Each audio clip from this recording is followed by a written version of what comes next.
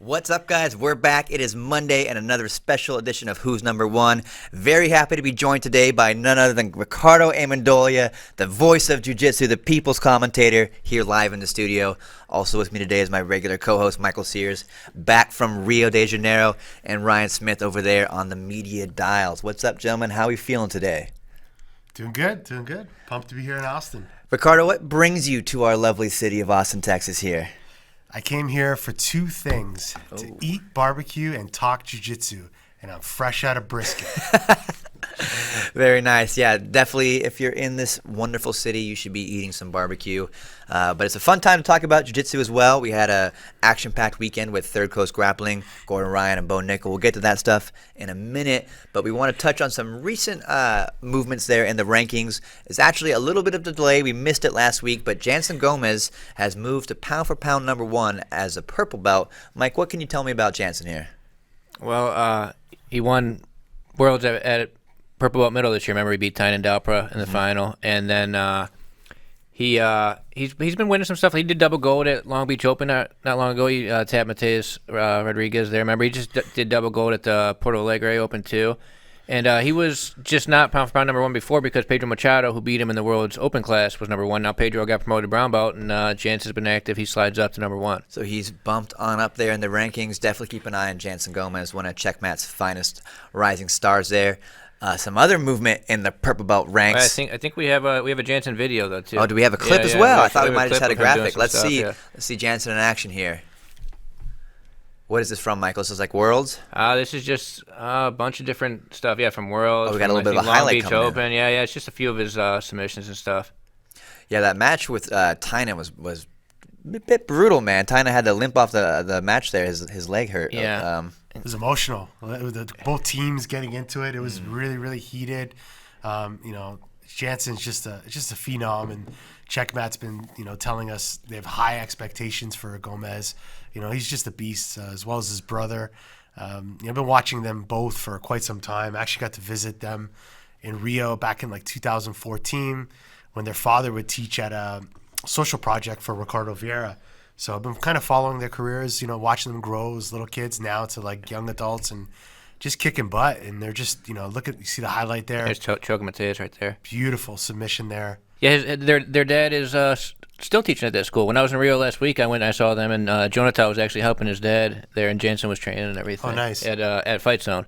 But if you see Janssen, his style I really like his style. He opens up a lot. He's really exciting. He does a lot of stuff. It sort of reminds me of Sakuraba in Pride back in the day, where he grabs the Kimura from all kinds of positions, and it just works with it. Goes to arm locks, gets the Kimura, takes the back off it. It's really exciting. He's bringing it back to the old school. Yeah. I like it. I like it. Go back to the beginning about the live event. So, yeah, as you guys know, we are running our very first live event here, Who's Number One. We have tickets on sale. That event goes down February 8th, Michael? February 8th, Costa Mesa, California at the Hangar. It's at the Orange County Fairgrounds. Same weekend as Kids Pans. We have a lot of really cool color belt matches announced. There's a big black belt fight coming soon as the main event. The website, FloGrappling TIX.com. You can go there, select your fighter, buy your tickets and all of that. And we're going to actually, at the end of this show, we're going to announce two of the matches on here and preview a couple of the matches a little bit. Michael, I got a question for you. Yeah. Will newly promoted purple belt Jon Jones be fighting in this event? And against who? I'd like to. I don't know if I can fit him in my budget. I don't know if he fights for normal purple belt wages.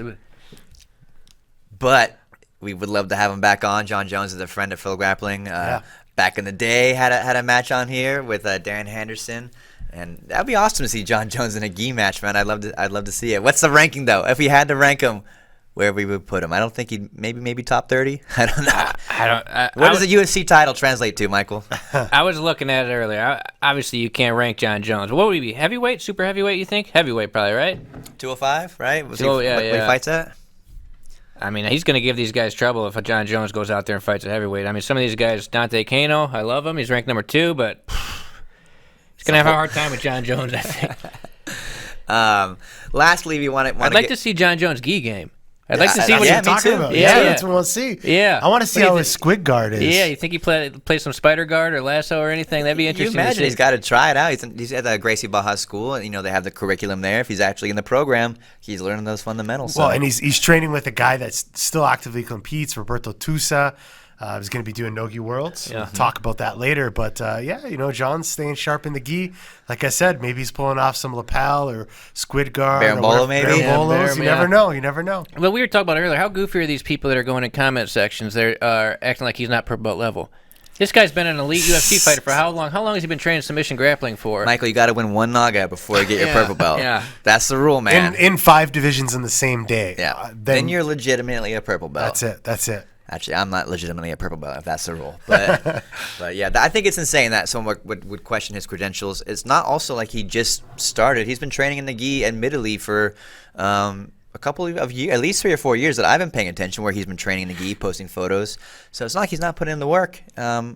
What more do you people want? Yeah, there's always going to be haters. What are you going to do? But let's talk about something positive here in the jiu-jitsu community. Let's give a shout out to Professor Saulo Ribeiro. He That's right. upgraded to 6th degree, was it? That's a long time in jiu-jitsu. Ricardo, how many years of black belt is that? Can you rattle it off for me? I can't do that math right now, but all I know is it's been a long time. I think it's over 20. It's over 20 years. as a black Saulo's belt. been a black belt and at the highest level for so many years. He was one of the greatest competitors of all time, and now one of the greatest coaches. Got the amazing University of Jiu-Jitsu in San Diego, and big congratulations to Professor Sensei Saulo for your upgrade. I guess now is as good a time as any to do a quick recap here of Third Coast Grappling. A very busy event. The whole team was in town, as it's just a short drive from us. And what a show that was. We saw in the main event Bo Nickal, NCAA champ, take on Gordon Ryan. What are our immediate reactions to that match? I know I had a good time watching it. How do you guys feel about it? Go ahead, Michael. About the Bo Nickal match? Sure. I'm not a fan. That wasn't. I'm a big fan of. I watch wrestling about as much as I watch jiu-jitsu, and it just got sort of weird with like Gordon walking backwards at him and stuff. I wish Gordon obviously knew he was going to take him down. I wish Gordon would just gone at him and like they would have like really wrestled each other. I would have liked to see. But I mean, once it got to the ground, we saw why Bo didn't win. Bo obviously didn't want to take him down, right? Bo was trying not to take him down because we saw why. Because once it got to the ground, Gordon tapped him pretty quick. It's true. But I have to say that the first few minutes were a little strange, right? You were wondering, oh man, how long is this stalemate going to go on? But then the anticipation built for me, and I was like, oh man, now it's really going to go. And I have to give Gordon credit for willing to take that slam. I mean, he just was like, okay, I guess this is what it's going to take for me to get to the ground. Go ahead and suplex me. That takes a little bit of cojones, I think. Yeah, I think, props to Gordon and Bo for doing this hybrid style matchup. You saw Gordon with that scissor takedown several times. I don't know the Japanese terminology. Sorry, Kani guys. Basami, That is a Kani Basami. Yes, it is. Yeah, soft shell crab roll. There you go. And, beautiful takedown attempt there. He didn't go for leg locks because it was prohibited. Look at him scooting back in. These guys, he used within the rule set. He used jiu-jitsu to defeat wrestling essentially.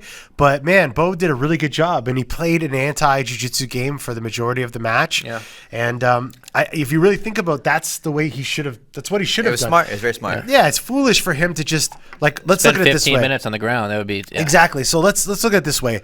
What's the better path to victory? Taking Gordon down in the first 2 minutes and then trying to pass his guard, and then he's going to get caught. Yeah. Or theoretically, he could get caught, right? So if he plays the anti-jiu-jitsu, anti-takedowns for the majority of the match, waits the last couple minutes, takes him down, but then it puts more pressure on Gordon, which we saw that happen. So it was really cool. For me, the thing that stood out, and we're probably going to do a breakdown of this later, but I was actually impressed at Bo's defense to Gordon's attack. And if you watch the replay, Bo did something really cool. He actually stepped out with his left foot to avoid getting swept, where a lot of high-level jiu-jitsu guys got swept from that position that Gordon really likes, that shoulder, that straight arm lock. Yeah, from the reverse armbar setup that he did against Buchecha in ADCC, did it against Keenan. The crunch when he was he was trying exactly. to step that Buchecha sweep. Watch the replay. Look at Bo stepping up with his left foot. Yeah. What does that do? It prevents him from getting swept to that side.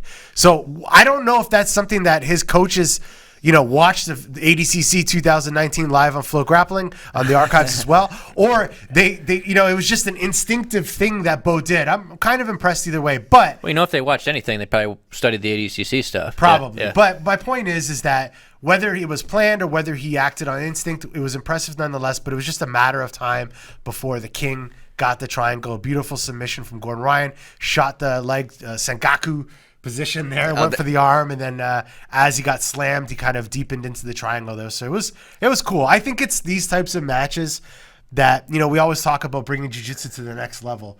Well, we need to think outside the box a little bit. If we want jiu-jitsu to expand outside of the world of jiu-jitsu, you need to do some things outside of jiu-jitsu. So bringing high-level wrestlers, high-level MMA guys, that's when you're going to get more eyeballs in the sport, and you're just going to make it entertaining.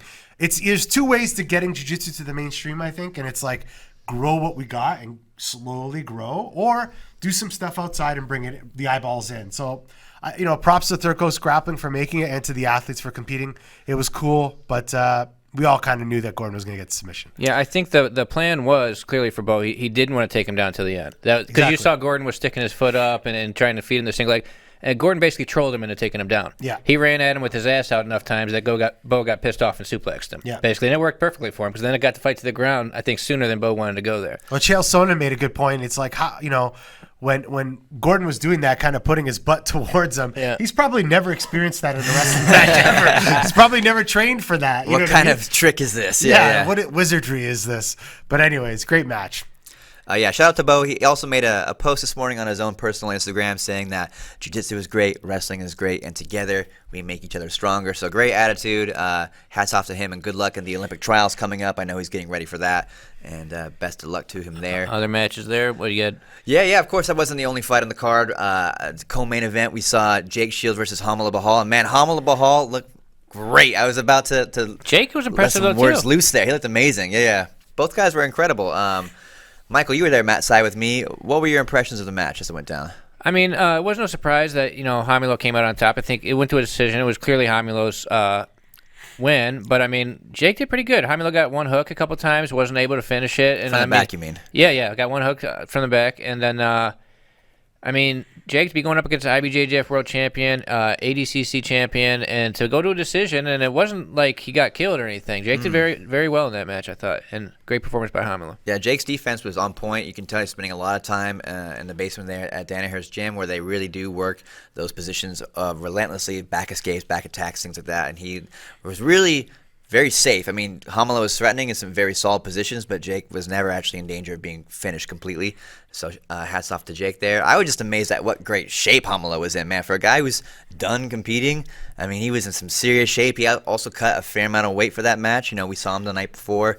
And Hamilo's been done competing for a while, though. Yeah, he's retired a couple of times, but I'm glad he keeps coming back. He's fun to watch. His jiu-jitsu's great. And I can't believe he made 190 or whatever, because he's like the same height as me, and he's way bigger. That guy is huge, man. He's jacked. His legs, everything. He was big, and it showed. The night before, he was definitely gingerly sipping on some water. Didn't look super happy to be cutting that weight, but and after the match, he said he made some not call-outs, but he said he'd like to have some big matches. I didn't see the whole interview. He told me in the interview he said he wants to keep competing no gi regularly. He said he wants one more gi match, and he said Damian Maia or Marcelo Garcia. That would be amazing, he wants one of them for his last gi match. That's interesting. After seeing Damian, too, in Spider at Korea, he trained a couple of the sessions we were at.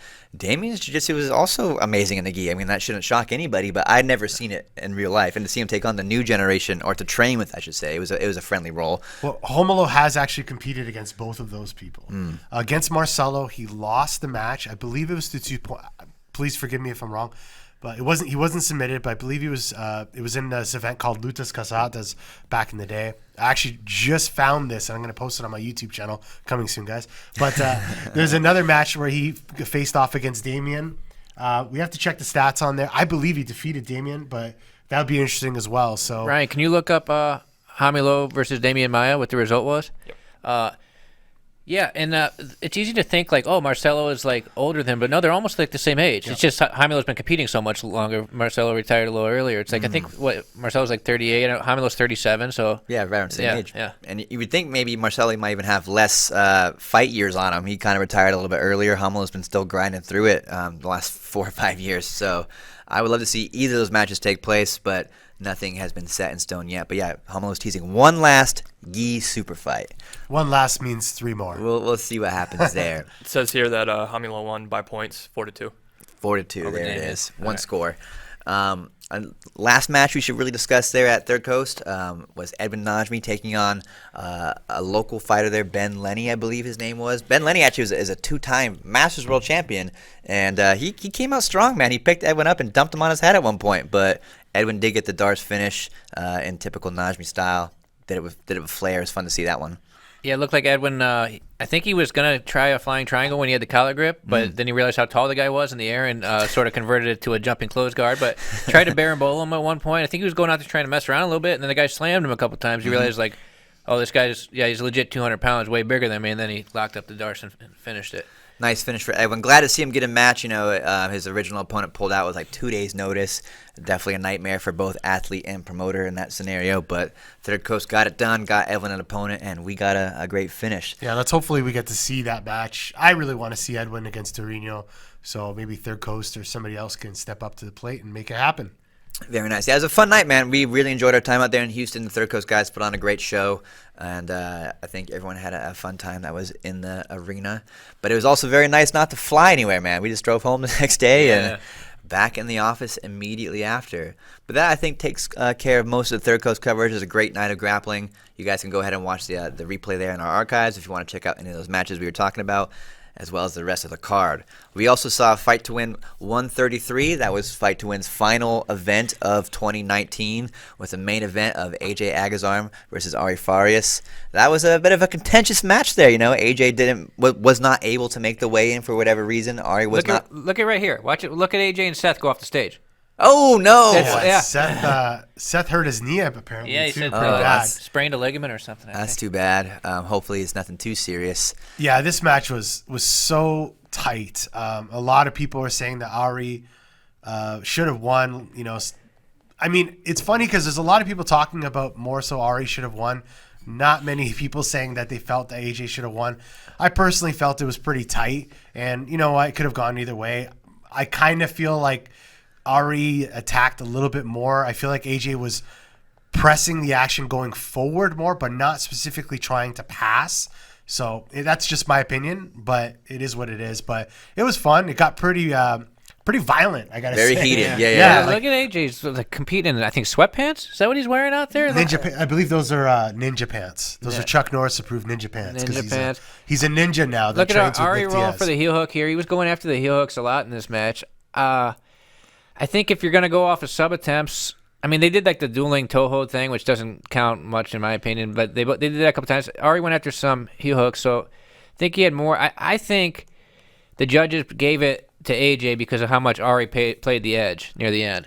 He was backing, and I appreciate that because I think it's a big problem in jiu-jitsu is guys backing up to the. Look at AJ, being AJ right here. Guys backing up to the edge, and then you can't take him down or whatever. But yeah, it was an interesting one for sure. I thought it was pretty exciting.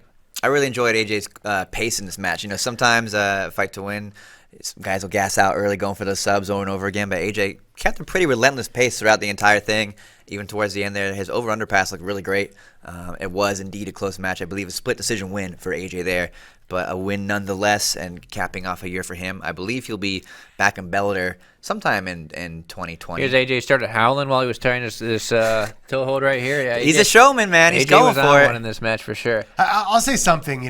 Let's AJ's antics and his weirdness sometimes. His poetry and all these, his social media. His poetry is phenomenal. It's Ricardo. a little. I don't know why you're citing that. But it's people. Some people like it. Some people get it. Some people don't. He's trying to play a role. He's trying to play a villain. But let's give credit where credit's due. In 2017, he got to the ADCC finals. Against Cobrini, lost. Really, really tight match. I think the thing with him is he has so much potential, and when people see these antics like what he's doing in this match, it's kind of disappointing.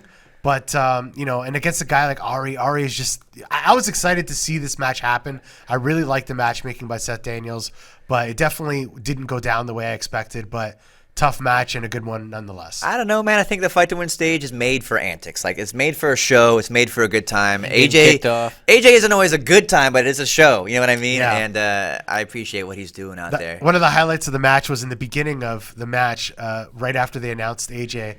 Somebody in the audience yelled out, "This is Sparta!"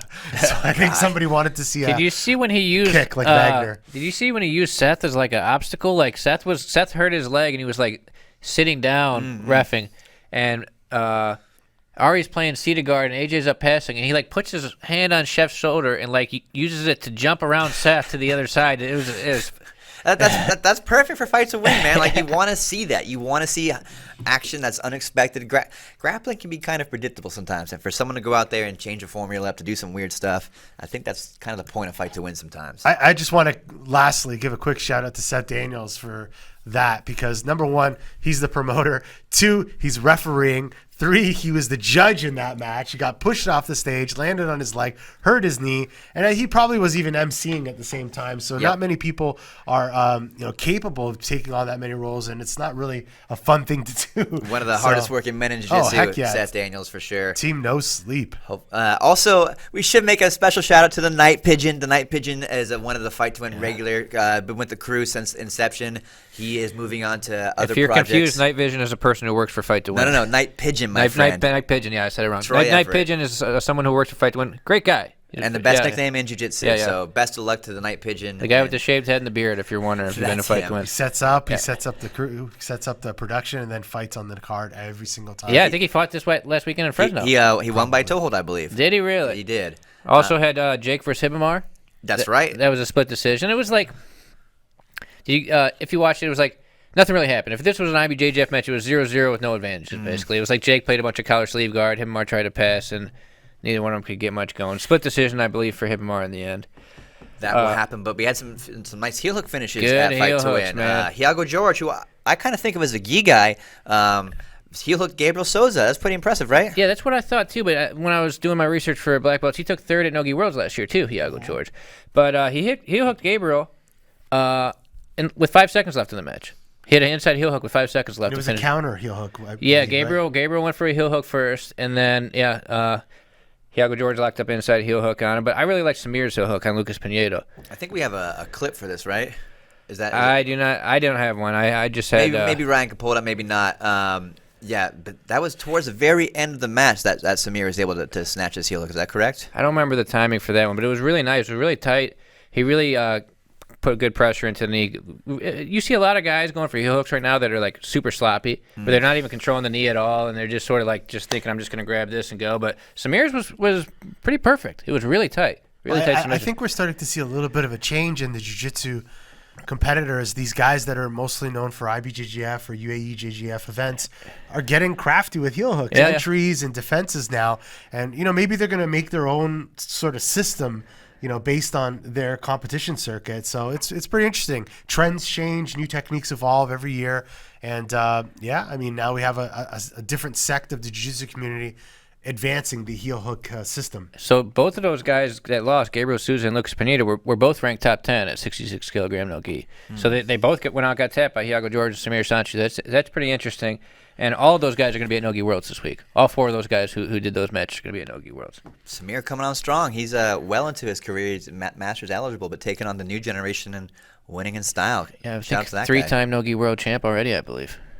Doing really well. I guess that's as good as any time to transition here to Nogi Worlds. It's, of course, Fight Week. Nogi Worlds kicks off this Thursday. We'll all be in Anaheim, California, bringing you all the coverage.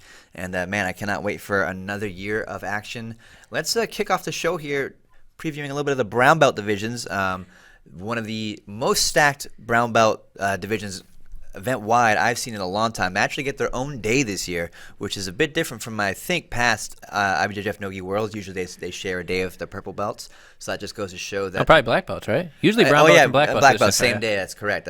Yeah, we never get to cover the brown belts because they're always going the same time as black belts, but we're going to get to cover you guys this time, so... We're very excited to be out there, and I'm looking forward to see Roberto Jimenez back on the show. Andrew Wiltz, he's out there. We have guys like Keith Krikorian. Michael, who should we dive in on first? Any divisions that really stand out to you? At brown belt, I really like featherweight.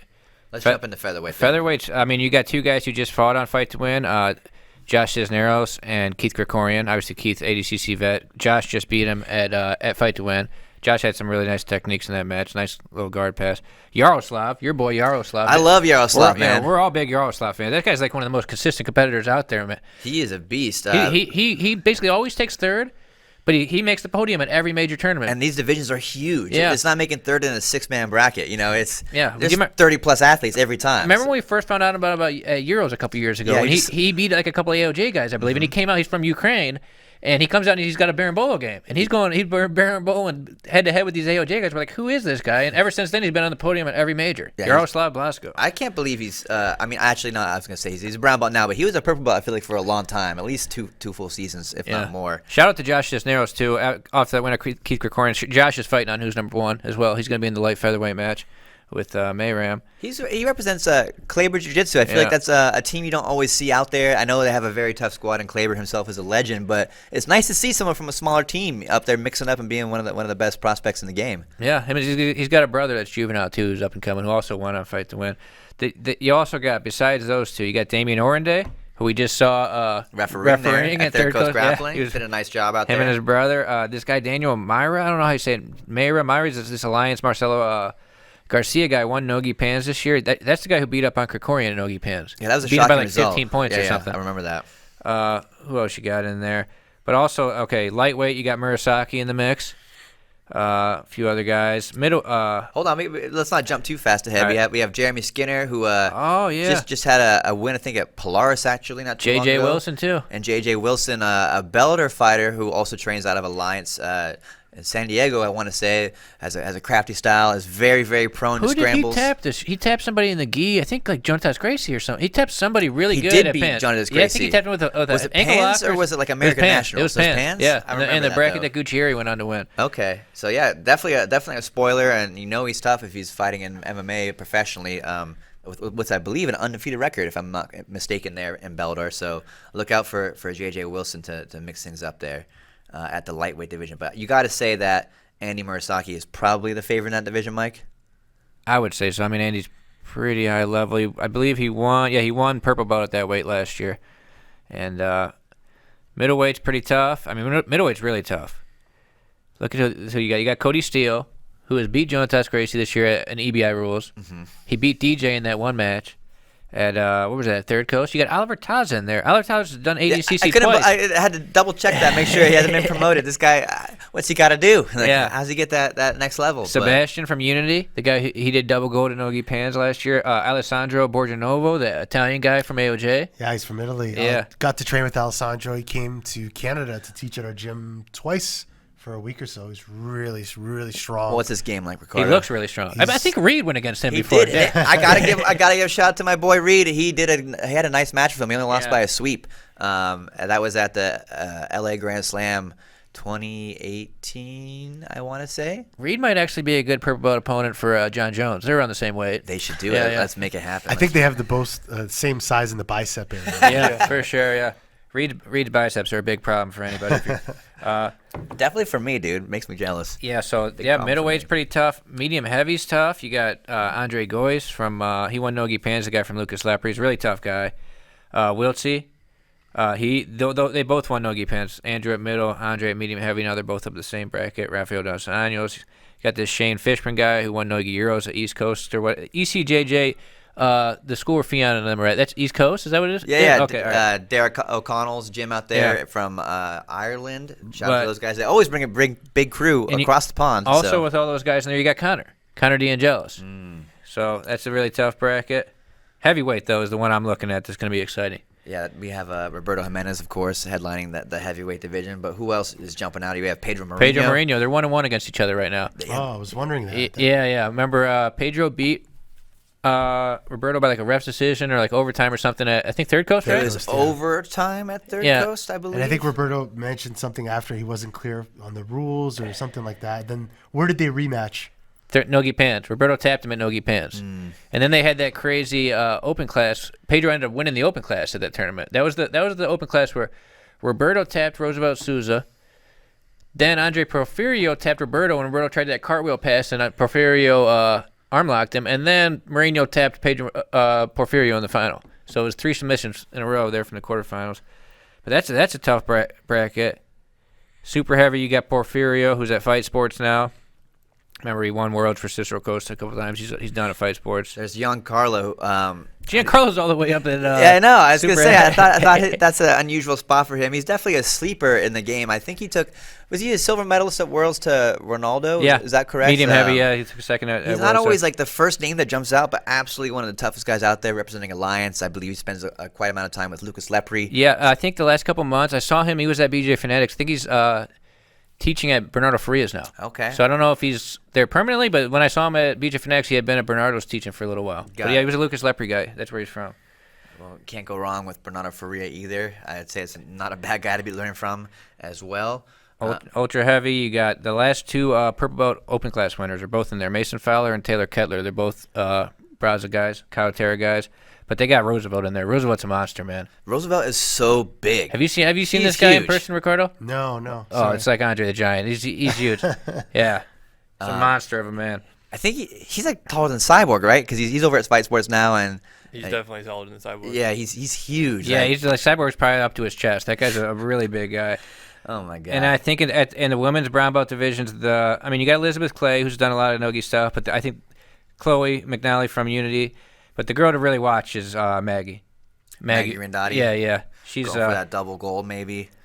She won Nogi Worlds last year, and she did double gold at Nogi Pans at brown belt this year. So she should be the favorite to Got to give a shout out to Crystal Gashola, Nogi world champion at purple belt and a purple belt world champion in the gi. Don't know if I said her last name correctly. Sorry, Crystal. I believe it's Casciola. There we go. Ricardo giving me a little help there. But she's probably a favorite in her division as well. Yeah, shout out to Krista. I think she's actually worked for Flo at some point, right? She has. She's worked quite a bit with us. Archiving or something, right? I'm being impartial. I'm just going off of the results here. And you know what? It's only a few years ago where she actually broke her arm in competition. Yeah. And she had to recover from that. And just to see her come back and do so well at the highest level, it's really awesome. So can't wait to see you out there, Crystal. Actually, on that note, for the women's divisions, there are the most women that have ever signed up in the black belt divisions present this year at Nogi Worlds. I believe the final count, throughout all divisions. Is that correct, Michael? We have 474 women. Yeah, it's got to be all divisions. That's all that would divisions. be incredible if there's I was 474 going to say, black belt that's a women. lot more than the men.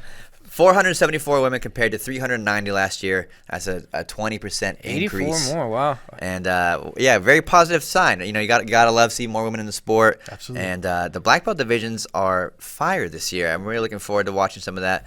Let's jump into those divisions there, Mike. What should we dive into first? Roosterweight, you got 2 girls. Maisa's probably gonna run up the score on Amber or whatever. No offense to her, but Maisa kills girls at Roosterweight Nogi. Maisa's really tough Nogi. I roll with Maisa, and it is impossible to pass her guard. Well, she's really adopted that Unity style. Remember, she's GFT, but a lot of times she rocks like a GFT and a Unity patch, right? Mm-hmm. And she's really adopted that Unity style where it's like barambolos from the bottom and smash patching from the top. Especially Nogi, she gets the crossface and the underhook and just smashes her way through the guard, flattens the girl out. But she's impressively heavy for a 110-pound person. I mean, she's really small, but when she gets the crossface going, it turns your head. You don't like it. Probably pretty strong. Probably stronger than I am. She is strong, yeah. But, okay, then the next weight up, you got who? Amanda, formerly Montero, now Amanda Canuto. Correct. Who else is in there? I gotta Patricia Machado and Fiona Watson. Fiona Watson's extremely tough. She's always does very well in these Nogi divisions. A regular at all the major super fight shows like Kasai, Fight to Win. I cannot remember if Amanda has faced off with Fiona in the past, but I think they did at Kasai once. At Kasai, is that what I'm thinking of? I don't know. Sounds familiar. Amanda, obviously a gi world champion. She took second here a year ago. Remember, she lost to Fionn in the final here a year ago, Nogi Worlds. Mm-hmm. But I'd have to say Amanda's the favorite there, even though Fiona's very good Nogi. Featherweight's crazy. It's a stacked division. All 5 of these girls are really good. Yeah. We got the Fatal 5. Yeah. Livia, Talita, Heather, Gabrielle Fletcher, and Karen Antunez. What do you guys like in there? Man, well, I mean, all of them Talita are and really... Karen are both Nogi World champs before. Yeah, exactly. Heather Niebard Nicolini at Nogi Worlds like 3 years ago. I don't remember if I think she took second that year maybe. Was that 3 years ago? 2 years ago or something. Yeah, I remember that moment very clearly though. I can't wait to see the bracket, how this is going to play out. Like, personally, Livia, she's Lachlan Giles' wife, I believe. Coming off of ADCC. Coming off ADCC, so, she's going to have a very interesting style. Talita, we've been following Talita's career ever since.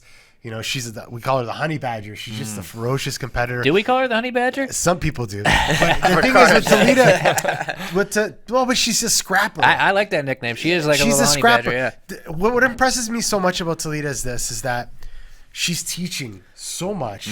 She doesn't really have like one training camp with a group full of people to really train her. She's teaching way more than she's training, but somehow she still always manages to get on the podium and win. And that's amazing. Could you imagine? She just has that much potential. You put her in a group with another top level female team out there, she's just going to be one of the greatest of all time. She has that potential. Absolutely. Looking at that division, another favorite of mine, Karen Antunes. I think it's just such an awesome story. She's a mother. She was feeding her child in between matches once and winning worlds. Oh, dude, it was crazy. One of my favorite photos of all time. It was at Pans 2018, I want to say. Maybe the year's wrong, but I believe that's right. And she just submitted Bianca Basilea with a savage armbar really fast. And I have a great shot of the armbar, but then she gets off the mat, goes right to her newborn baby, and starts feeding the baby. Right? I'm like, oh my god, you are Superwoman. This is could you imagine? Listen, sorry to interrupt, but it's making weight is tough. Fighting is tough. Having a newborn baby and feeding the baby in between matches, that's a whole other layer of toughness that a lot of us guys will never understand. Big props to her. I love watching her compete too, because I always refer to it as she's a submission hunter. She goes after the submission. She's not there. She can play the point game, but that's not her primary game. Her teammate, Gabriella Fletcher, we don't see her compete I think. in the state. Sorry? You're saying Fletcher. I think it's Fetcher, I believe. It's Fletcher, right? No, there's no L. There's no L. Oh, my bad. Sorry. Gabriella. Anyways, the interesting thing about her is, so she speaks English. So I met her in Rio a couple years ago at Checkmat, and she used to actually, I believe she was in the circus or something. Or she's a gymnast for sure. Yeah. Something like that. Yeah. So she's so jacked. She's really strong, strength, dude. You got to be strong to be in the circus doing gymnast stuff. She's got that circus strength, bro. It's either gymnastics or the circus, but I know that she told me something. Either that, she was in Canada for a while in Toronto, so that's how we kind of got the conversation. Doing either gymnastics or in the circus. Okay. Super strong, very aggressive. And her and Toledo competed a couple weeks ago in Brazil. And then you mentioned Heather Raftery, submitted Michelle Nicolini. That's huge too. Can't wait to see Heather. She's one of the nicest girls. Works for us from time to time. So, yeah, this division, the Fatal Five, I'm calling it. It's going to be very tough. I just saw Gabriella Fetcher. She was at Fight Zone when I was there too. And, she's the only girl in the room. Really small. Just training with all those savages. And it's funny because what's impressive about her too is she took over Ricardo Vieira's academy in Copacabana Fight Zone because Ricardo left. Oh, and I didn't realize that. She's one of the main instructors there. Yeah, I know that they have a couple other instructors, but she's primarily the only active top level black belt competitor teaching there. So that's it's not very it's a big responsibility. Yeah, that's amazing to see. Very cool. Lightweight's pretty tough too. Yeah, moving right along. We have Jenna Bishop kicking us off. Nogi world champ, I believe, right? Yeah, qualified for ADCC as well. Then we have Nikki Sullivan from Atos, who's really come on strong in her black belt career. I think it's just her second year now, and she's really done quite well. I talked to Nikki last week, and she said that all the other competitors need to beware of her flying panda technique. What the hell? You got to give us a clue on what that might be. You tune in, and you shall find out. Flying panda. I mean, when I think of pandas, I don't think of them soaring through the air, but we'll think about the flying panda. We have returning Nogi world champion Kaka. That's Catherine Perret representing Checkmat. She is in, as well as her teammate Natalie Ribeiro. She is also she Nogi world champion as well? I don't believe so. I know Jenna Bishop and Catherine are both Nogi world champions. Check the stats on that, Ryan Smith. I believe she won. Could be Natalie Ribeiro. Something. But those are definitely the standouts in that division. We have 8 women there, which is great to see. Very close to double digits, one of the larger divisions skipped over Hannah Sharp from Silver Fox. Silver Fox is a black belt under Renzo Gracie. Teaches in New Jersey, I believe, or New York, sorry. And he's very, very technical instructor. You can see a lot of his instructionals on YouTube. He does a lot of work with Faraz Zahabi. Oh, very cool. Yeah, so he's very... very similar to the John Danaher system of grappling. So check him out. Tough weight there. What do you guys think the last two weights, featherweight and lightweight? Chase, who would you go with at featherweight and lightweight? These are both tough ones. Yeah, we haven't really made picks yet. It's hard to say in a division like that with only 5 excellent athletes. Yeah. You really got to see the bracket. But for me, I'm going to throw it out there. I think Karen Antunes might get it done this year. Yeah, I feel like she's that's a been good really pick. active, and like you said, she's a finisher. If she gets on a roll, it's hard to stop her. That's my pick. Ricardo, you gonna make one, or you like them all?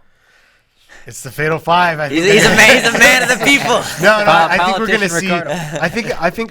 I feel confident in saying that Karen and Talita, depending on how the brackets go, I think it's gonna come down to either one of those two. I'm going with the Honey Badger. Honey Badger's unstoppable. With Talita. Hey, Ricardo says we call her the Honey Badger. So, all right, lightweight. I'll kick off lightweight. You got Jenna Bishop is tough. She had a really tough first round match at ADCC with Beatrice, but you got. I'm saying Catherine. I'm gonna go Catherine. She's so good, Nogi, so scrappy. Yeah, And her wrestling is her so wrestling's good. Yeah. Yeah, she's also pretty big, I feel like, for the division. I like Jenna Bishop in this one. She really worked her no-gi game all year long. Even though ADCC didn't go her way, she put in a serious camp, and I feel like that's going to translate extremely well here to No-Gi Worlds. I think that she will be in the final as my pick. I think it's going to come down to Kaka, Catherine, and Jenna as well. I think it's safe to say. So you got Jenna or beating Nicole that- Sullivan, the Flying Panda. Jenna's got to wonder. get through. Flying Panda. You cannot count out the Flying Panda. Jenna Bishop to make the final then would have to get through Natalie Hibero. That's a tough one. When you're in a bracket like that with two teammates that are really good, she's gonna have to beat them back to back. She's gonna have to go beat Natalie and then beat Catherine in the next round. That's a Again, tough task. it all depends on how the bracket unfolds. Yeah. Let's move on then to the middleweight division there. Back to 6 women. Jumps out right away. We have Raquel Kanuto, Gabby McComb. I've definitely recognized April Parks and Amanda Lowen. Amanda's really good, no-gi. Amanda's amazing, and Yeah. I know you mentioned it in the preview article that you put out, but another one of my favorite photos of all time is actually Amanda submitting Kaka, who's dropped down a weight class since then, with like one of the most terrible submissions I've ever seen. By terrible, I mean painful. She was It's like a swinging guillotine. swinging like, around, like some pro wrestling stuff. I don't know exactly how the momentum began, but she had a guillotine and just started spinning her in the air, and Kaka's feet were off the ground, like completely off the ground. She finished her like that. It was horrific, but I have a great photo, so thank you for that. But Raquel Kanuto is no slouch. She's a beast. And training, Former no-gi world champ. Former no-gi world champ, exactly. But what about Gabby McComb? I feel like Gabby McComb is a beast. She scares me. She gets so angry before she goes out there compete. She just beats girls up. And she's so nice, though. Yeah, she's so nice. Really when you nice see- girl. Yeah, she stomps girls out there. She is really good. She won no-gi pans at brown belt or at black belt already. I mean. Yeah, no, Gabby, she's a girl. She's from Manaus, trains at Leticia Ribeiro. I was going to say there's 2 girls from Manaus, Jacqueline Ramos from Checkmat. She's also from Manaus. So. Gabby's from Manaus too? Yeah. Oh, explains it. That's the thing, man. Yeah. We said it. Manaus is the Brazilian Dagestan, and hopefully we can get a Flow Sports. One day we'll get down there. Down to Manaus. Ryan, ready? Ryan's ready to go to Manaus? man. Ryan's ready for Put you on a Manaus. boat up the Amazon. Better get your mosquito repellent ready. That's all I'm going to say. Medium heavy this is a crazy bracket. When you look at it's only 4 girls, but when you look at who the 4 girls are that are in there, Yeah. you got Veda, you got Tamara Ferreira, total beast, Julia Boscher. They're both brand new black belts this year, but Julia representing double 5 now, but they're going to both contend for a black belt world title in no-gi and the gi, I believe. And then you got Andressa Sintra, who we just saw at Third Coast. And Black also belt world champ. 2019 world champion in the gi. Yeah. We should point out that Tamara Silva spent a better part of her brown belt career beating black belts on the AJP tour. She was doing really well in that as a brown belt, where those are mixed divisions. Yeah, So she has she's no stranger to the black belt level of talent there. I nicknamed her Tamara the Queen of the Arm Lock. She's got amazing arm lock. All these girls are going to have nicknames by the time we get out of this. But, That's why we got it. Why not? Let's this is listen, at the end of the she's day. probably going to show up at a tournament soon with Queen of the Arm Lock printed into the back of her gi. Well, Yeah, if we don't say it, who else is going to do it? No, that's our role here. But yeah, our role is the nickname giver. No, Ricardo's the oracle. No, but let's the build people's up. commentator. That's what he does. Our man. name is to build up the athletes. So that's our role here. But what I like about this division is all 4 of these females, they've been competing consistently. So it's going to be very competitive to see them compete against each other. Veta Toscano, she's always active. Always see her on all the national circuits. Tamara, like you said, competes in AGP Tour. I don't really feel like I haven't seen her too much in no-gi, but I mean, personally, I'm going to go look that up again. Julia Boscher, every time I see a picture of her, she's always competing. Yeah. So I don't remember her doing much no gi. I mean, maybe she won no gi worlds last year, but I can't remember. But in the gi, I see her a lot. She's really aggressive, really athletic. She's got like a good wrestling and like a good stand-up game. Plays on top a lot, and really then Adressa, she's current world champion, correct? Yeah, took Luisa Montero's back at Worlds. Yeah, really high level. Also won with a nice knee bar finish there at Third Coast just over the weekend. Oh, is that what that was? I couldn't tell from my angle what happened. Yeah, the ref didn't see it, so she had to finish it twice. She finished it. Oh, poor girl who got knee tapped, twice, and then the match kept going, so she had to put on the pressure again. She's very gentle, but had to make it work, get that finish.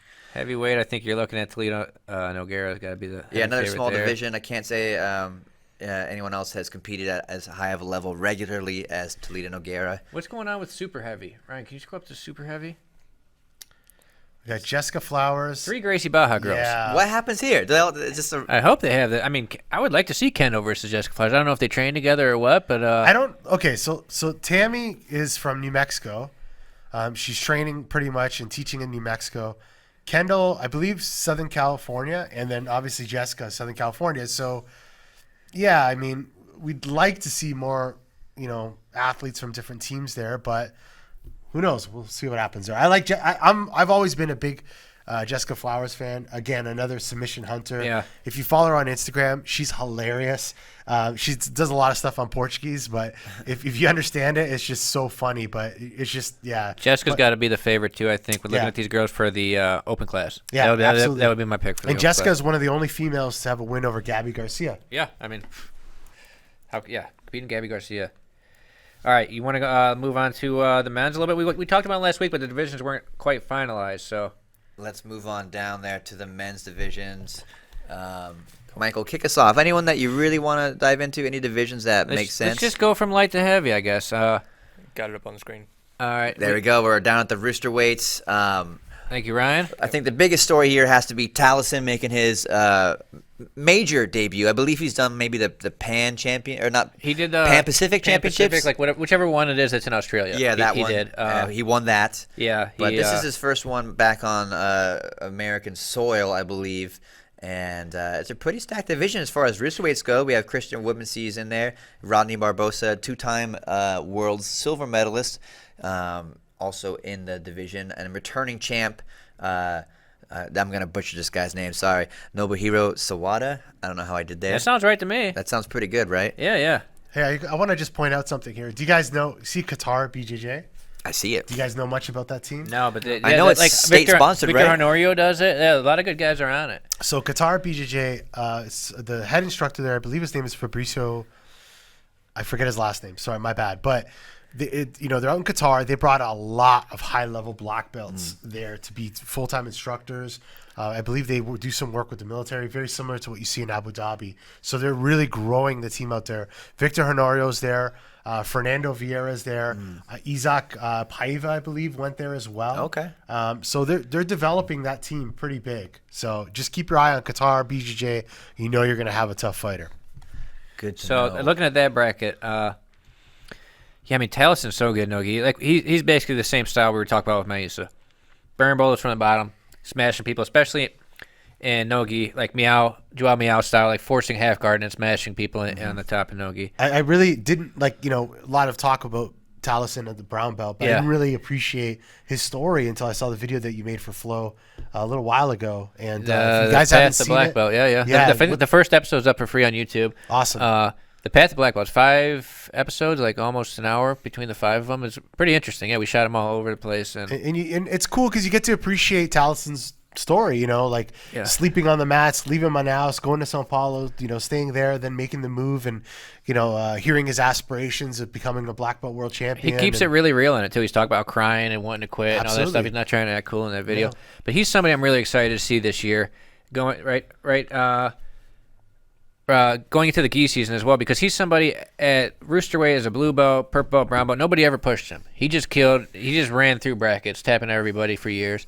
And it'll be exciting to see him up at black belt. I mean, he's going to go against Haji Barbosa this weekend. He was Mini Meow, right? He was Little Meow? Little Meow. Yeah. Little Meow. Yeah. But I like the fact that he's not referred to that as much anymore. He's kind of carved out his own legacy. Kind of fell out, huh? Yeah, I think that, and then that's cool. It's very cool to see. But anyways, he did the no-gi Grand Slam, Michael, at brown belt. Is that correct? Yeah, last year he did gi and no gi. He was, the only person I've ever heard of who did the no gi Grand Slam. Did Brasileiro, Euro, no-gi pans, and Worlds. So all no-gi. all four, yeah. Pretty insane schedule there. So, yeah, he's the big name to watch at roosterweight. Moving right along then to light feather. This is just closeout city right here. Cicero Costa runs the whole division. Well, you got 3 Cicero guys, and then you got Juni from Unity, who's basically the same team. And Richard Alarcon most likely won't be present. Actually, I shouldn't say that. I don't know his status, but he had a pretty vicious armbar loss at Polaris 2 weeks ago. Lucas Pinedo just got a heel hook, too. Hopefully he's in there. Otherwise, might not even be any matches. Hopefully I'm wrong about both of those. Yeah, I shouldn't make that And the assumption. story here is this is Edwin's or Junior Cassio's debut at black belt, correct? I do not think No, he did no-gi pans. He did. Oh, my bad. He lost to Malachite at no-gi pans. I also think he might have competed at no-gi Euros, European no-gi champion. Okay, Yeah, this he is his did, first he did, no-gi yeah. worlds at black belt, Yeah. though. That I believe is correct. Okay. And he of course had a big year. Man, I hope Alarcon's there. He's really exciting. He beat Gianni at ADCC. Yeah. Had a He breakout year. Beat some other good people. I can't remember quite who, but he beat some good people at Kasai too this year. But Joao Miao, returning champ. Iago George, returning bronze medalist from Cicero. The guy who just heel hooked Gabriel Souza over the weekend. You got Jonas Andrade in there too, who's also no-gi world champ at the color belt. So, yeah, that's a big surprise. Light featherweight's run by the Cicero Costa Unity team. At least it's just one division, though. You know. Yeah, some light of the- feather's yeah. gonna be Cicero. Yeah, But, some of those guys got to start eating a bunch, drinking a gallon of milk a day or whatever to move up the featherweight because they got hop on the Ryan diet. They have right now. In the gi, 6 of the top 10 light featherweights in the world are from Cicero Costa. Wow. It's incredible. Ridiculous. Stat, yeah. Featherweight. This bracket's interesting. It's really up in the air. A couple good guys from Calterra, Gabriel Marangoni, Rene Lopez. This Orlando Castillo guy from Fight Sports is good. Thomas Halpin from Fight Sports. Israel Souza is really good. Israel Souza won Worlds in the gi at brown belt last year. He's an upcoming GFT guy. I think he's from Fortaleza. Really good. I've been watching him since he was a blue belt. Very nice. Total killer. Alex Sadre. Big fan of Alex Sadre. Finisher. Yep. Good no-gi game, too. He won no-gi Brasileiro this year. Silvio Duran got a great 50-50 footlock game. Oh, I didn't see Cole Franson last week during the show. He slid in there, I think. Yeah, Cole Franson, who just beat Kennedy no-gi at the SJJIF. So Cole Franson's a sleeper out there, definitely. Tiago Macedo competes every single weekend. This dude's tough. Another Manaus guy. Tiago Buch from Unity, another tough guy. Emilio Hernandez Rodriguez is the guy who beat Gianni at no-gi pans. And then Gabriel Souza, who just beat Paulo at no-gi Euros. This bracket's really up in the air. That's right. Emilio is he beat Johnny, and he's recently promoted from brown belt, right after Worlds, something like that. Yeah, I think in the last year. I think it might be his first year at black belt. So for him to beat someone as experienced and talented as Johnny speaks volumes. So he could be someone that could really. This one, if I had to pick somebody, that's tough. I would say Manaus. Without seeing the bracket, I would say Manaus final. Alex Sadre versus Gabriel Souza. Okay, I'll say Sodre as well. I'll say Sodre takes it. Yeah. I'm going with Sodre. Sodre worked with him a little bit, so maybe I'm a little bit biased. But Club Pigeon, one of those unheralded teams, at least for Americans, and Club Pigeon is just good guys coming out of there all the time. Yeah, we should really refeature that Road to Worlds vlog. Reed and I, our very first year, went out to Phoenix, Arizona, and visited Novo Uniao, and Fei Zhao was a visiting professor there. And man, it was an incredible experience. His coaching style is unlike any other. He had Is it intense? Yes, I mean, I bet. Yeah, I've seen him coach. Have you ever seen him fight? Yeah, I've never seen. I've never seen him fight. I've seen him Actually, coach. no. He goes crazy. I'll break it down. Brasileiro, he was going wild. Uncle Ricky's going to tell you a story. You watch Rodrigo Feijão fight. He starts the match off, slaps himself all over the, slaps, so runs around the mat, pulls foot in the bicep guard, sweeps. Every single match. That's crazy. I gotta look this up. Yeah, that was at Gustavo Danta's gym there in Phoenix, and I just got to describe one of these drills because it was so strange. Like he wanted guys to attack, I believe, a seated guard with a submission in 3 steps, and it couldn't be the same 3 steps, so guys would have to come up with new sequences, like new passes, either to, like, let's say, a back take to rear naked, and then they had to go maybe do like a cartwheel pass into mount. He wanted very acrobatic, very challenging, dexterous exercises done, and there were some visiting athletes there, like Tommy Langacker and Espen Mathisen, who were visiting from Norway at the time, and they're like, I've never done this before. Like, what is this stuff? But it was really cool to see because it was really physically demanding as well as sort of it challenged you. But it sounds like it mentally. He was like trying to make them think. Exactly. Whatever he's doing is working. He's produced some really good guys. Remember the Muniz brothers came from there. Yeah. Sadre's younger brother is the number 1 ranked brown belt featherweight in the world right now. They got a lot of good guys coming. Yeah, and he's also just extremely friendly, welcoming guy. So look out for Sodre. I think he might turn some heads this weekend. Lightweight's pretty good.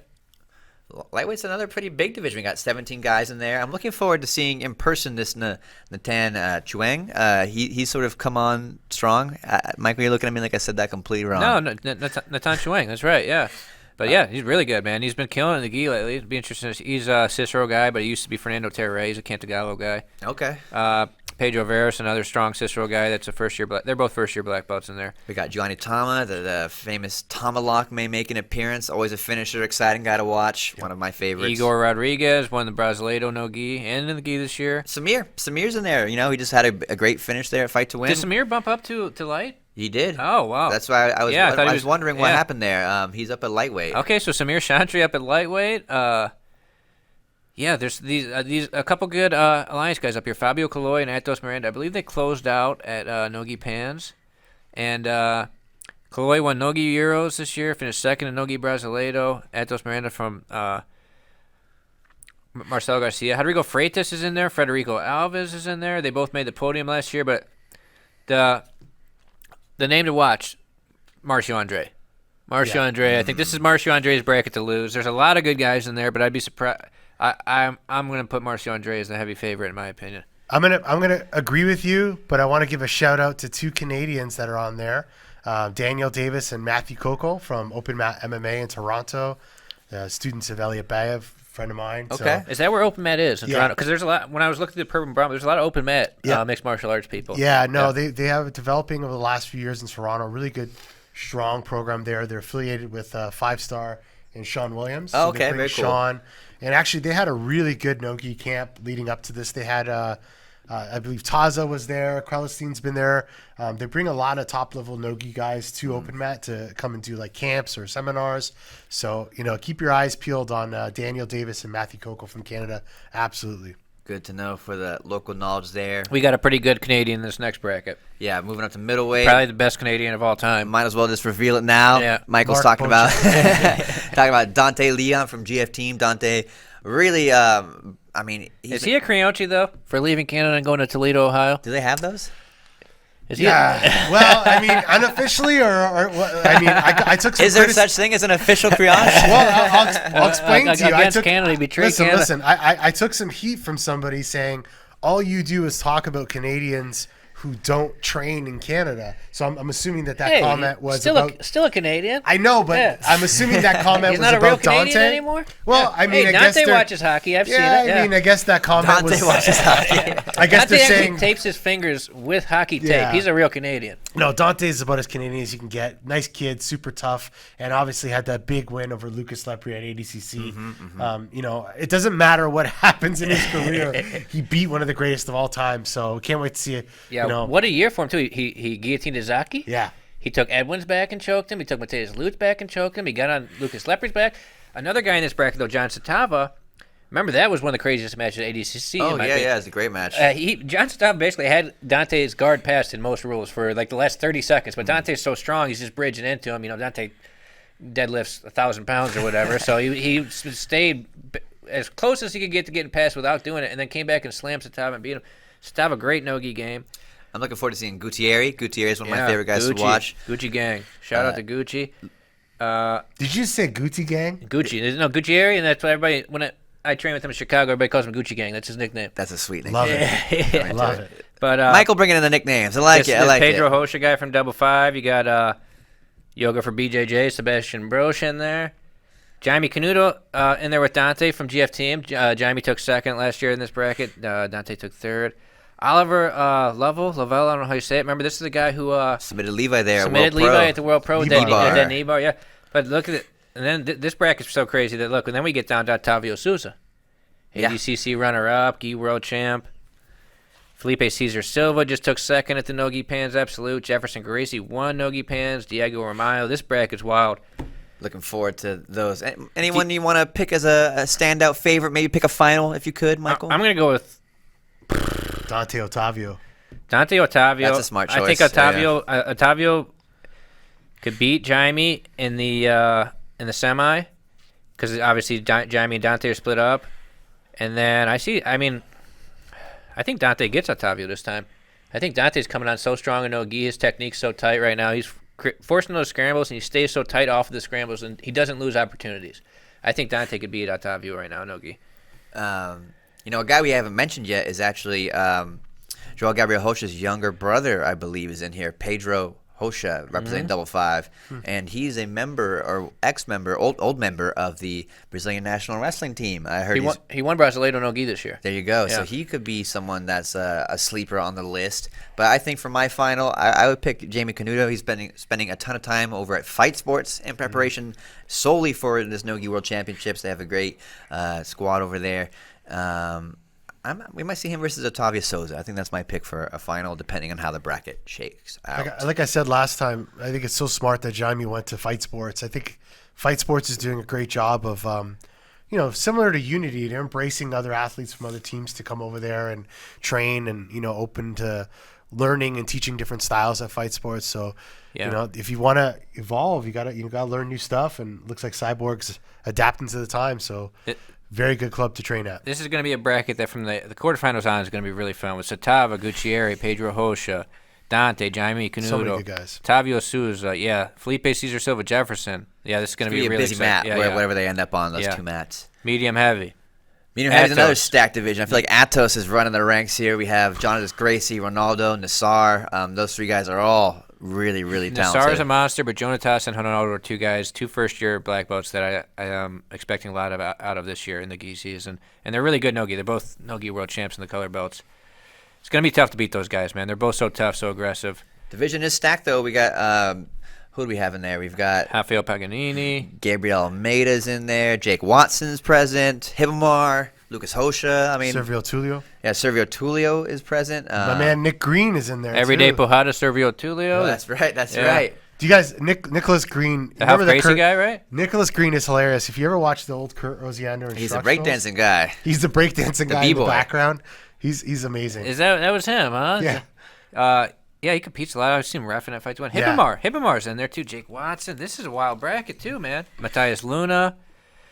So you got two really good checkmat guys, three really good Atos guys. Rafael Paganini's name. He's a Alliance Sao Paulo guy. He won the open class at Nogi Brasileiro. Oh, wow. Pretty light to be doing that. Ronaldo's such a beast. Jonatas Gracie's such a beast, too. I think it's going to be tough to beat both of them. Without knowing the bracket, give us your top two. Let's go. I'm going to say, as much as I hate closeouts, I'm saying Ronaldo and Jonatas close it out. Shout out to Hibamar, though. Hibamar could disrupt that, but that's where I would go with. For me, I'm a big fan of Ronaldo. Just his work rate is incredible. He's almost violent out there. He's so fast. He's really throwing guys around. Dude, he breaks people, man. Yeah, he just breaks their will. People aren't ready for it, yeah. So he's my pick actually to win. I'm going to go ahead and call him as the winner and just be bold like that. I'm going to say Hibamar and Ronaldo, but I also want to give some mention to Nassar. Nassar's so good. Keep your eye on Nassar, man. You talked about, or Josh Inger was here last week talking about how hard it is to tap Nassar. I remember Andre Galval telling me, like, Nassar is probably one of the best black belts in the room. In the training room, he's a beast. And, keep your eyes on him. This could be the tournament where he kind of turns the corner and, really gets up there. So, Nassar, for sure. There we go. Moving on up here to heavyweight. Heavyweight is also a very exciting division. Kicking off here, we've got Adam Warzinski. Jackson Souza is in there. Felipe Trovo. Tusa is in. That's Jon Jones' coach. That four-time champ of this. Won it like 2008, 2009, like those years. But so, yeah, he's a bit old school, throwing down with the young guns. We should put a bet if Tusa can do a super duck like Jon Jones did. No. I like that. I'll take that bet. Let's do something. Let's give him something. A free Flow membership for a year. Give him something, Chase. If it was up to me, I would do that. Devontae Johnson and Murillo from Unity. Yeah, this could be Murillo's division, man. Murillo's tough as hell, and been pretty active this year, but Adam great Warzinski guard, is no another favorite guy. I'd say Jackson. I mean, if I had to put money down, I'd say Jackson. I really like Murillo. I could see Murillo stylistically matching up well with these guys. If I had to put money down, I would go with Jackson. I'd like to see. I really like Wardzinski. I like his style. I'd like to see him pull it off. But could see a closeout between those two guys. That's not impossible. Yeah. Yeah, well, I think it's safe to say, without knowing the brackets, I think Murillo and Jackson are the favorites. Wardzinski's got such good technique, but he's not, the one thing you don't really see from Adam is his wrestling, whereas Jackson, you see wrestling, you see sweeps, you see submissions, you see it all. So out of those two from Checkmat, I think Jackson kind of goes through. As far as Devontae Murillo, I see Murillo going through. The rest, a lot of tough guys, two-set tough, but I think it's going to come down to Murillo and Jackson. Action Jackson. There it is. For sure. I'd like to see that one. Hey, we only got 10 minutes left. Our producer Caleb said we can go till 2:15. It's 2:04 right now. All right. I want to just make some quick picks on these last ones, and then jump into the who's number one matches. Let's do it. Let's do it. All right. Lead the way, Michael. Super heavy. I'm going Trator. Trator is definitely, I would say, a safe bet. I like Tex Johnson. I think he could turn some heads, maybe turn around the momentum he's been having. Quick picks, Chase. Tex. All right. My quick pick is Trator and Arnaldo. Arnaldo Maidana. Oh, yeah. He's tough, too, It's man. going to come down to those two. Ultra heavy. Cyborg, Victor Hugo, or Vinny? You can't name 3 out of 6. That's not a pick, Michael. No, that's what I'm saying. That's who you're going to have to go with, basically. So, Puopolo's in there, too. He can pull it off. Last week I picked Victor Hugo. I'm going to go Cyborg now. I like Cyborg as well. Cyborg. Vinny. Ryan Vinny and Cyborg on my without knowing the bracket. That's what I think is going to happen. Victor Hugo could do it, though, too. Victor Hugo could turn some heads for All sure. right. So let's get into our... Just put me on the spot here. That's our job, Ricardo. Caleb, you got our assets ready for the who's number one matches. I think the first one will be number 6, the Eric Muniz one. Go ahead and kick us off, Michael. Who do we got here? Well, okay. Our first match that we're going to announce is a really big one. Eric Muniz from Alliance Dream Art, from the Dream Art Project in Sao Paulo. Here's him, a little worm guard highlight from the Brasileiro. He's going against Roberto Jimenez, another Alliance guy, but they don't train together. And this is the last 2 Purple Belt Open Class World Champions, basically. Very cool. Do you remember Roberto? Look, just watch this a little bit. He's got a great...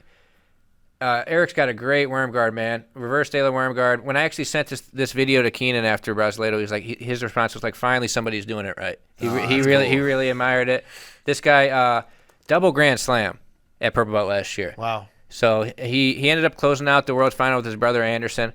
But double Grand Slam, if you're not familiar, means you won your weight and the Open class at all the IBJJF majors. Maybe if you want to cut over to the next one for him, Caleb, the number 7, the Muniz final one from Brasileiro. Watch him versus Pedro Machado. Oh, this is actually a nice choke. And I like this match because it's such a contrast against Roberto. Yeah. Roberto can play that game, but he doesn't. He's not so well known. Look at Machado here. Machado had just beat Anderson Muniz in the semifinals to set up this. Right off the double pull, he passes Machado's guard, chokes him to win the Brasileiro. And you're right, it is a big contrast. Yeah. Because Roberto's all about creating that back exposure off of scrambles, and he rolls into back takes.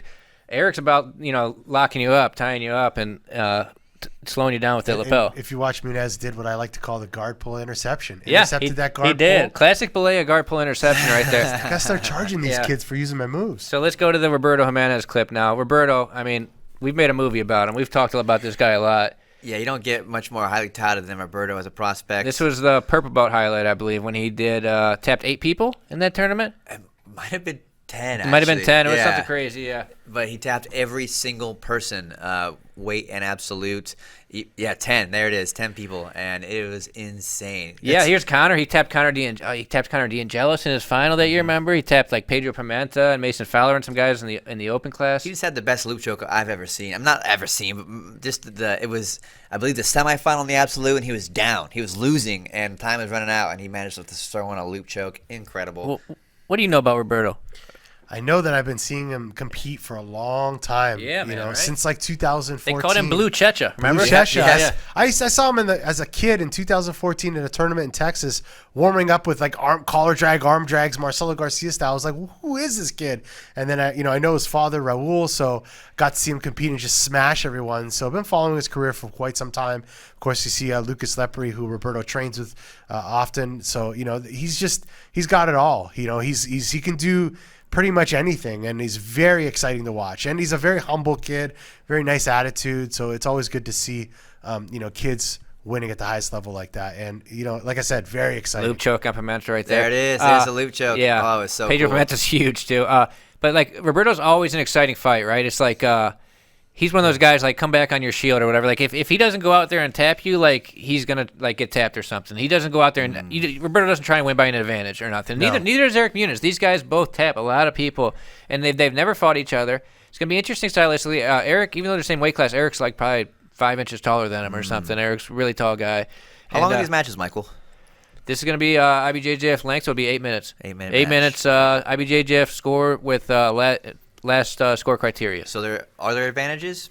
There'll be advantages, but it's like the last person to score wins, or if there's no score, the last person to get an advantage wins. So there's no refs decisions to avoid the controversy. I like that rule. Yeah. I think it's good. Very nice. The next match we want to announce here, Mike, is another fire match. We have Rico Staten from Lloyd Irvin. The Flash. The Flash. I don't know if you guys have seen that challenge going around. He has a really, really fan-friendly style. Lots of crazy back takes and submissions. Versus Robin Boland from Atos Stroke AOJ. From Sweden, who moved out to California. Or Sweden or Norway, Mike? I believe it's Sweden. He's Swedish, yeah. And to train full-time at AOJ. Two of the quickest rising stars here. We got a clip. This is Rico going up there. Another really exciting. You don't see any boring Rico matches. They call him the Flash. Super fast. There he's passing guard. Do we have that crazy ankle lock counter? Yeah, it's in here. It's actually in here. That's an interesting one. He's got a good lasso guard. Surprise coming out of Lloyd Irvin. He got a good lasso guard. Great passing. He does all this stuff. These flash challenges and stuff. There's a nice omoplata out of the lasso. He does all these like online viral flash challenges with like these crazy back takes and stuff. He gets people to attempt. But Rico's very exciting. He's one of these guys. He calls himself the Flash. His name's Sean Rico Staten. One time I messaged him for writing purposes. Hey, what name do you go by? He said, they call me the Flash. I meant your real name. Done. Yeah, that's awesome. I will only refer to you as such. He took second at Pans last year at Purple. He's still around at Purple. So he's currently the number 1 ranked guy. And this is one of his finals. Oh, double pull. Oh. That's almost double pull interception. Double pull triangle. That's like Mateus Gabriel gets stuff like that. It's a variation. I'll accept that. But this is pretty funny. Just a little Matador that guy. But here's a little jump into a triangle. We'll probably end it with that RNC off of the ankle lock. But his triangle is he makes it look so easy. Yeah. It's crazy. well, he's one of these guys coming out of the Lloyd Irvin Kids program. He's one of these guys like Malachi and Jamil and all them. He's was juvenile a couple years. Oh, here it is. This is my favorite thing I've seen in months. Yeah, this He's poor currently guy's going being ankle locked. Belly down, ankle lock. No problem. Rico's chilling. He looks like a straight up zombie right here. He's like, Yeah. I want the brains. This guy, I think, still has his foot as he finishes this choke. He taps Wow. him. Yeah, Gets the tap. incredible. Textbook ankle lock. But all right, now let's move on to Robin, Swedish kid from AOJ who won Worlds at blue belt light feather, incoming purple belt this year. Rico was purple belt earlier this year at Worlds. Now we got Robin coming, so if you want to kick that off, Caleb. Robin's another young one, I think was juvenile within the last year or two. He's got a great single leg X to footlock game. He's got a really great straight ankle lock, Bochinha style. You would really like it, Ricardo. I like it. I've been seeing his highlights. I've been seeing him on the gram. I've been following him a little bit. Very, very technical fighter. Yeah, that's a sweet little sequence right there. Yeah, that was very, Mendes brother asked the little flow right there. But you'll see him getting to the straight, getting to X guard, wrapping the foot, right like this. There it is. Yep. He when I was looking this kid up to try and find moments to clip out of him, it's like you look and you see so many of his matches in our archives are like 1 minute, 2 minutes, because he's just like pulling to this guard and ankle locking people really easy. You see elevates with the foot, under the crotch sort of, spins over, belly down, finishes a straight ankle lock. And his passing looks just like Guillen Hoffa. Is pretty freaky, actually. But it's a great. I was gonna say his passing looks a lot like a young Chase Smith out there. Oh, I like that. I like that. He's Surprised I didn't notice it. These two have fought once in no gi though. They haven't fought in the gi, so this is going to be a very exciting one. I'm excited for it. And they're both coming out of two of the best kids juvenile. Oh, this is a nice Tarico Plata right here. See, he rolls up to the top of that Tarico Plata. Yeah, there it Beautiful, is. right? I might clip that one out for the gram at some point. But I think there's another footlock here. Yep, he's gonna footlock this dude. But these are two young athletes coming out of two of the top youth kid and juvenile programs out there, right? AOJ and Team Lloyd Irvin. Mm-hmm. They're bringing people up from a very young age and producing these killers. And it's we got a few athletes from both teams on this card, and it's going down the same weekend as Kids Pans, where they all came from. Should be an exciting one. I think most likely in this match you're going to probably see Robin Pullen versus Rico Passon. It's going to be a question, can Robin get to that single leg X probably? There we go. Yeah. There you have it, guys. Well, we're right down to the final minute. 2:15. Thank you for joining us for the 7th episode of Who's Number One. You can find your tickets for Who's Number One, the event, on FloGrapplingTix.com. TIX, FloGrapplingTix.com. There you have it. Check it out. And get them before we announce that big black belt fight, because then they're going to be going off pretty fast. Actually, we should get everyone voting and telling us who they want to see in the black belt fight. Slide into the DMs, folks, and we will catch you next week, I believe at Wednesday for our normal programming. Yep. See you guys then.